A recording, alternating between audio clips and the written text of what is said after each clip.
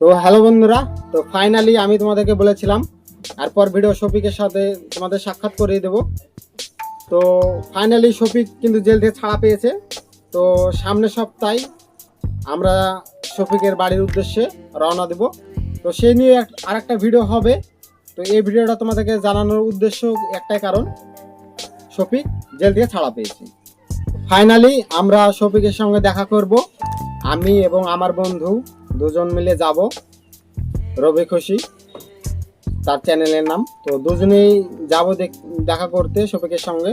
তো শফিকের সঙ্গে দেখা করে এবং পল্লীগ্রাম টিভির চ্যানেলেও দেখা করব। পল্লীগ্রাম টিভির সব ক্যারেক্টারকে সামনের ভিডিওতে তুলে ধরা হবে।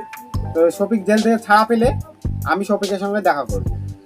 তো শফিকের 20 দিন ক্যামেরার সামনে আসা বারণ, 20 দিন বাদ দিয়ে সে ক্যামেরার সামনে আসবে। 20 দিন বাদ দিয়ে সে ভিডিও করবে। তো আমরা সামনের সপ্তাহে দেখা করতে যাব। তো পরবর্তীতে তাকে ক্যামেরার সামনে নিয়ে আসা যায় কিনা সামনের সপ্তাহে সেই ভিডিওতে আলোচনা। সামনের সপ্তাহে দেখা করতে যাব শফিকের সাথে। তো শফিক কি বলছে সেটা তোমাদেরকে শোনাবো। তো তারা আর শফিক দুজনে আবার মীমাংসা করে এক হয়ে গেছে।